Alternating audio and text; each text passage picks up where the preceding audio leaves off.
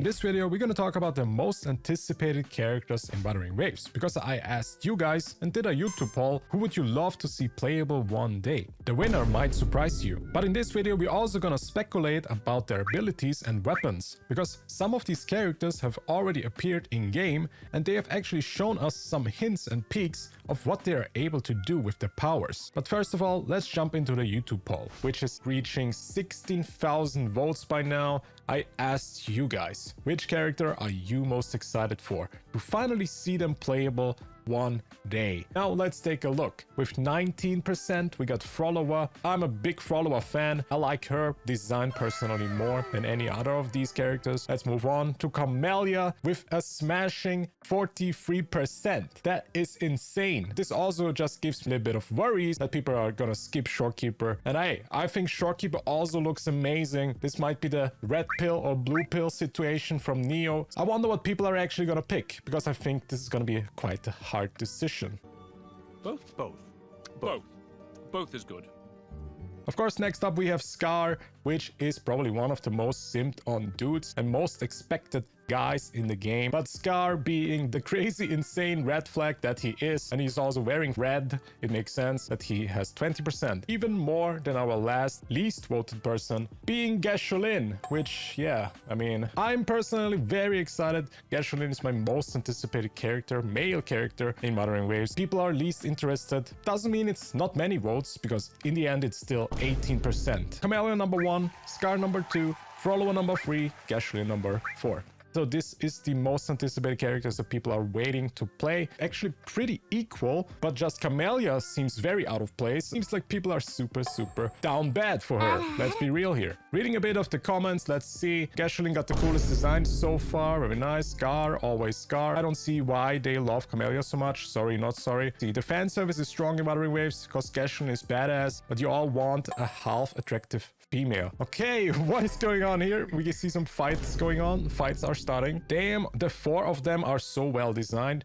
I do definitely agree. I think Kuro cooked up some amazing characters. Personally, I cannot wait to pull all of these. First gacha game I'm really looking forward to, a male character like Scar and Geshu Lin. Same here. Normally, I don't really care about dudes. Geshu Lin just looks so badass. And now we're also gonna take a look at some of the speculation that I was mentioning about, because we're also gonna take a look at one of the introducing trailers where we saw him for the first time. It's gonna give us a first look about his maybe abilities, his weapon, but also his element in this trailer. Let's jump into it. All right, here we are at the GN Resonator Showcase. This, of course, is gonna give us a good look at Geshu Lin with a very cool introducing scene. As doctor, you failed to rescue. As warrior, you failed to defend. Ask yourself this, General Jian. Do you truly deserve your title? Let's jump a little bit back before we watch this completely. I really like his design, first of all. Big fan of the sword especially. As you guys can see, he's using a broad blade. It gives me FF7 vibes. It looks like the Buster Sword from Sec Fair or Cloud Strife, of course. We get a little bit of a peek here also about his abilities. Now they are fighting together. And you can see that he will use some dark powers here. First of all, he has a dash here. He's slashing around some darkness around. Maybe he's going to be a Havoc user. If you take a look at the Rover's Havoc form, it also has the same colors, being this purplish color. And man, take a look at this sword. I'm ready to pull this. It has chains around it.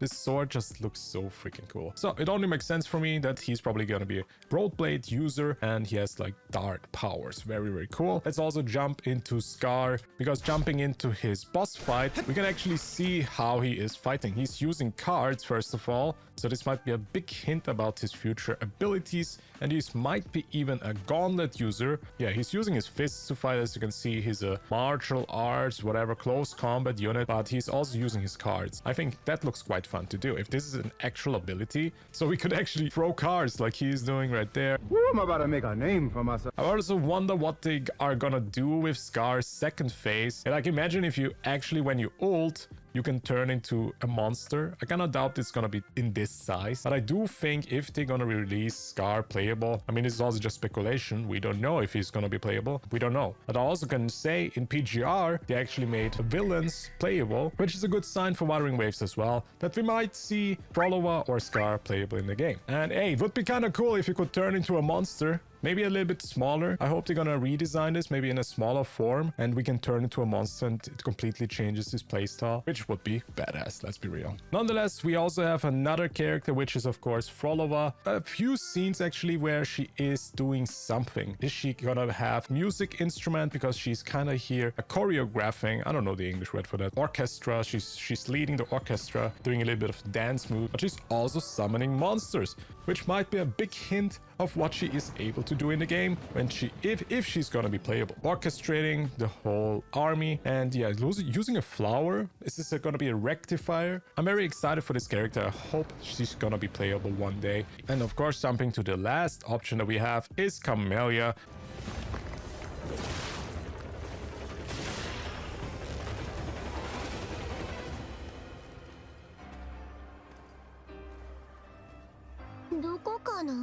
And she's already confirmed to be playable. First or second banner for 1.4, coming with Lumi, the new 4-star.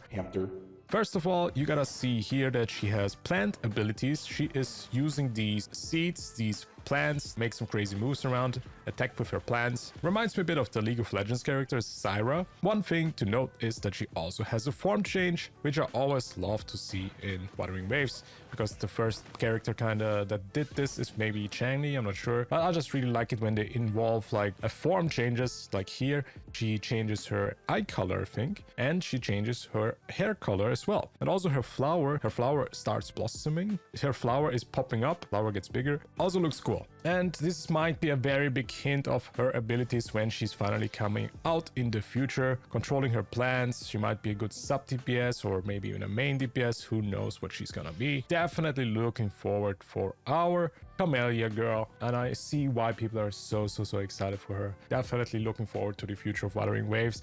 And this is our last character that I wanted to jump into, and that's it with this video, guys. I wanted to just speculate with some characters because I'm just so excited for this game. Also, let me know in the comments what you guys think about these upcoming characters. Who is your number one? If you want to see more Wuthering Waves content, subscribe to the channel. I appreciate you all for watching, and I see you hopefully in the next one. Bye bye.